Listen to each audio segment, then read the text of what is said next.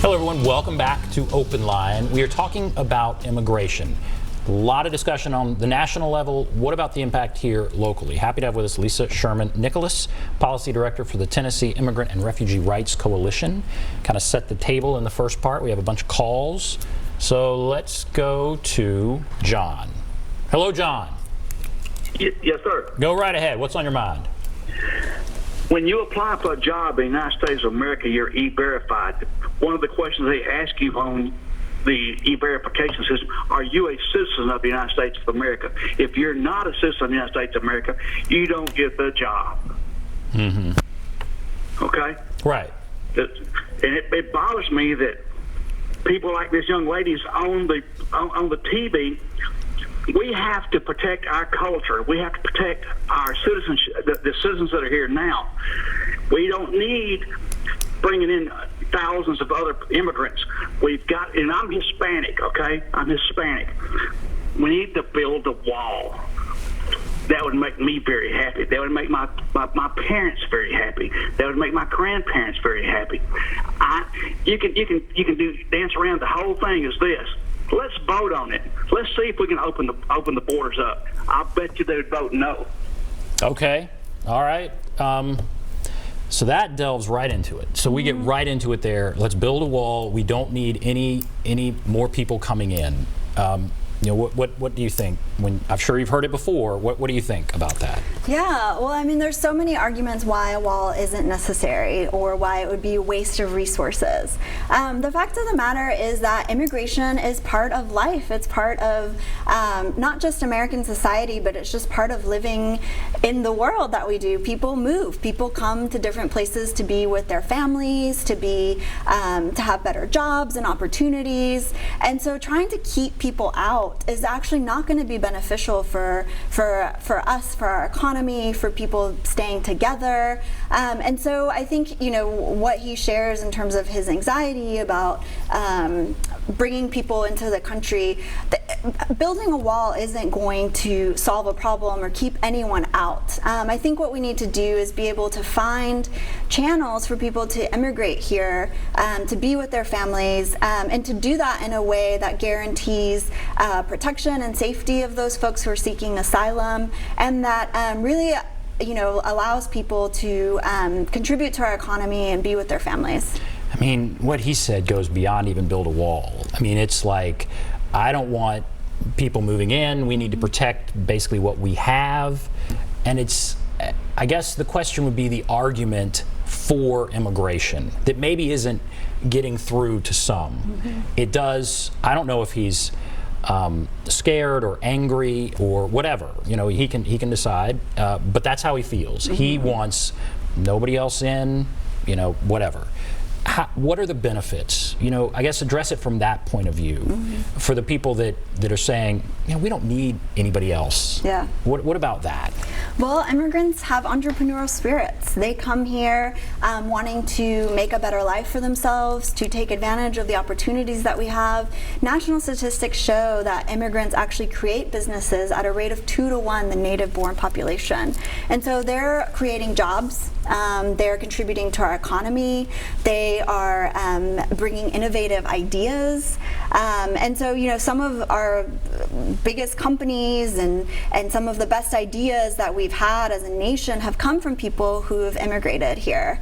And then second of all, a lot of immigrants are working jobs that a lot of folks don't want to work. And so, you know, what we saw in Morristown, where 97 workers were picked up at a meatpacking plant, those folks were doing jobs that people here didn't want to do. They were getting paid very low wages, which is incredibly unfair, but they were helping to sustain the local economy. And so, you know, immigrants contribute a lot to our economy, in terms of our values and who we are as a nation and how we lift up being a beacon of hope. Immigration is sort of into the fabric of our society and really represents the highest ideals of our country. It's been a concern for people for a long time. It's not like it's new, and yet immigrants have contributed greatly to the country. Mm-hmm. and it seems like every generation kind of forgets that, and we have these same sort of debates. But the reality is we're a nation of immigrants, and immigrants have given a great deal to this country. But so when you hear comments like that, you feel like people forget that, or what do you think?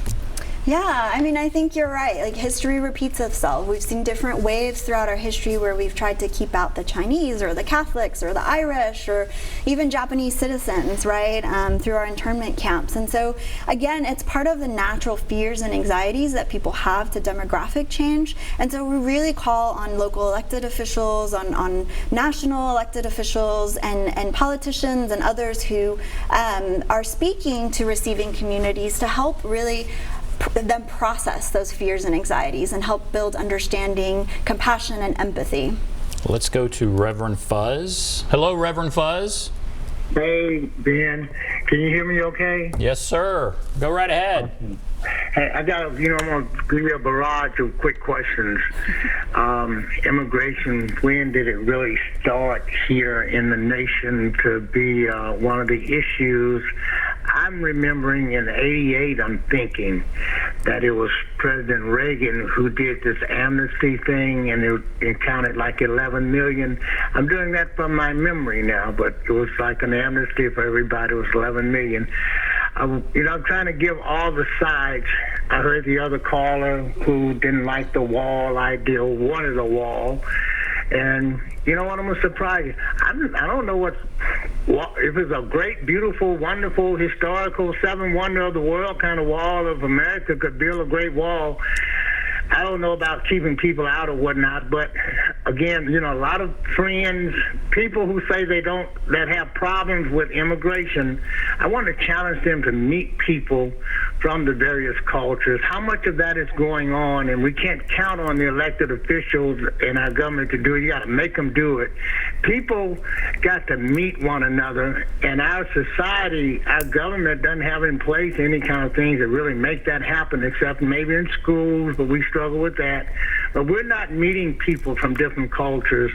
Whites can go a whole month and never interpersonally interface with an African-American person in this city. And I'm not saying that's judgmental, bad, or good. I'm just saying what it is.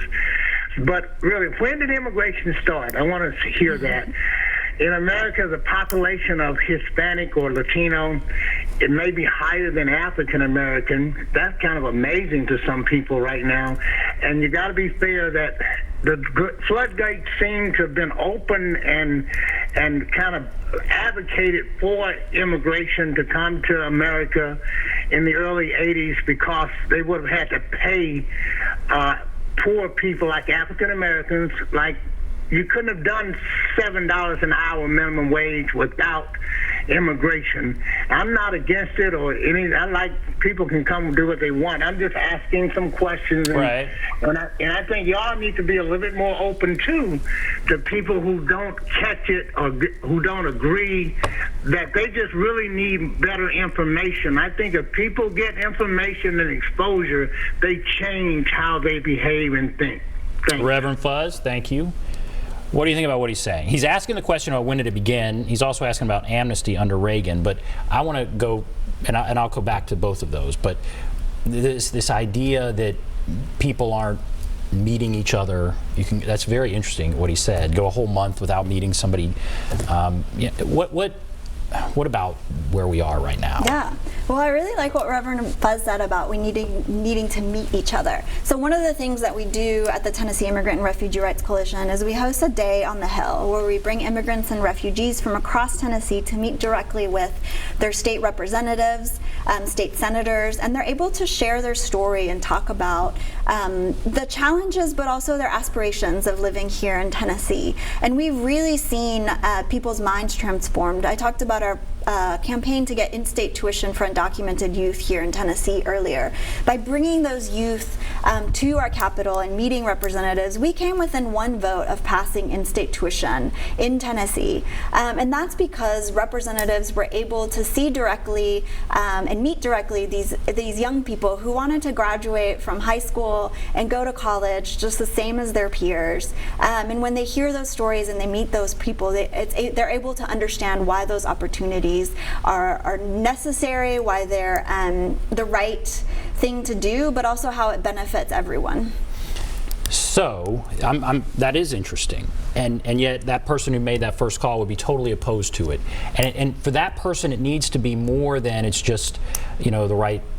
Maybe it would be the right thing for that individual student. Yeah. That there's a benefit to the greater society, to our culture.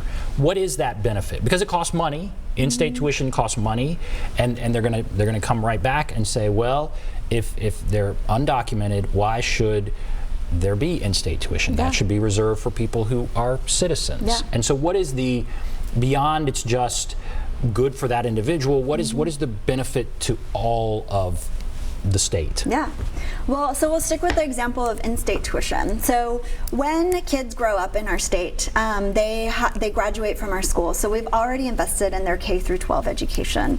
And we know that if kids have the opportunity to go to college, they're going to work harder in high school, and they're going to try harder to get good grades, to stay in school. And when they go to college, they're able to get better jobs, they're able to pay higher taxes, they're able to contribute to their full potential. And so when we have in-state tuition for undocumented youth, it would really help to drive our economy. It would create more opportunities for people. It would create a higher tax base for us. And so it's really a win-win situation, and that's why we've been able to get such bipartisan support. Businesses recognize the need to have skilled individuals who they can hire, to have people who speak different languages employed at their companies, and even Governor Haslam, when he was governor, recognized the importance to the benefit of our state by endorsing our campaign. Let's go to Tony. Hello, Tony. What's on your mind? It's Troy, T-R-Y. Troy, sorry. Okay, go right ahead, Troy. Well, I was just wondering, I've got a couple things to say. It's like I have worked with immigrants that's not legal, and, a lot of them will carry several IDs on, and I've actually saw them throw their W-2s in the trash can whenever they get their W-2s at the end of the year, or at the first part of the year. And I was just wondering where all that money that they are actually taking out of their paychecks every week, where's that money going? And another thing I want to point out is that to get a job at most large companies now, the places are actually using temporary services and getting those people to work there, where their human resources aren't responsible for hiring illegal people. And I was just wondering how that can be because of the I-9 forms that you have to show ID, and if it's false ID, how come they can't find it with a false Social Security card? That's all I was wanting to ask. Thank you very much. Okay.